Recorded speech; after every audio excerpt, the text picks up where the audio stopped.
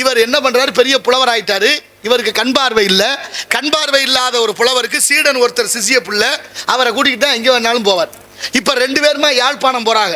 யாழ்ப்பாணத்தை ஒரு மன்னன் ஆளுகிறான்.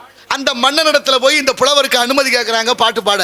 அவர் கொஞ்சம் மண்டக்கணமான மன்னனா இருந்திருப்பான் போல. இவரை மறுக்கிறான் ஏற்க. ஏன்னா ஏற்கனவே கண் இல்லாத புலவர், இவர் என்னத்தை நம்ம பார்த்தோம்னு மறுக்கிறான். கொஞ்ச காலம் போராடி பல பேருடைய உதவியிலே அனுமதியை பெறுகிறார் இந்த அந்தக கவி வீரராகவன். இது வரலாற்று சான்று. இப்போ அவர் உள்ள போய் உட்கார போறாங்க மன்னர், இந்த புலவர். மன்னர் என்ன நினைச்சிட்டான், புலவருக்கு தான் கண்ணு தெரியாது, நம்ம இருக்கிறத பார்க்கவா போறேன், நம்ம ஏன் இந்த குருட்டு புலவர் முகத்தில் முழிக்கணும்னு நினைச்சுக்கிட்டு இந்த மாதிரி ஒரு திரைச்சீலையை கட்டி தொங்க விட்டுட்டான்.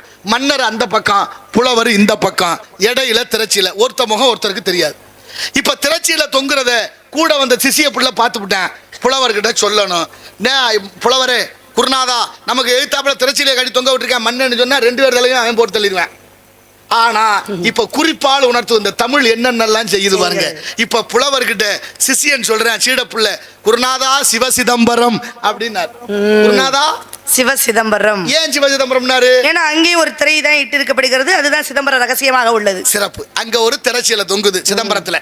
அதை இவர் சொல்லாம சொல்றார், சிதம்பரம்னா திரைச்சீலைன்னு ஞாபகத்துக்கு வரும் அப்படின்னு சொல்லி குருநாதர்கிட்ட சொன்ன, குருநாதா சிவசிதம்பரம். இவர் புரிஞ்சுக்கிட்டாரு. நமக்கு முன்னால திரைச்சீலை தொங்குது. அடுத்த வார்த்தை சொன்னார், எல்லாம் அருணாச்சலம்னாரு. அருணாச்சலம்னா இங்க திருவண்ணாமலை. அண்ணாமலையார்னாரு. அது அக்கினி தலம், நெருப்பு. இவர் சொல்லி முடிச்ச அடுத்த வினாடியே திரைச்சீலை தீப்பற்றி எரிஞ்சது. மன்னர் நடுங்கி போன, ஆஹா இவ்வளவு வலிமை இருக்கு அந்த புலவர்கிட்ட, உங்களை தப்பா நினைச்சிட்டு என்னை மன்னிச்சிருங்க, ஒரே ஒரு கேள்வி கேட்கிறேன், பதில் சொல்லுங்க. மன்னன், என்ன கேள்வி? என் கையில ஒரு பொருள் இருக்கு, என்னன்னு சொல்லுங்கன்னார். என்னன்னு சொல்லுங்க. கலை இங்கில்லை, கலை மான் இங்கில்லை, சிலை மான் எதற்கு உனக்குன்னு. மான்னா மன்னன், மான்னா ஒரு உயிர், கலை மான், சிலைனா வில்லு. மண்டபத்துல ஏதரா அரண்மனையில மான் எதுக்குடா கையில வில்லோட உட்கார்ந்துருக்கேன்னு கேட்டாரு. வில்ல ஒடிச்சு போட்ட வரலாறு இருக்கு.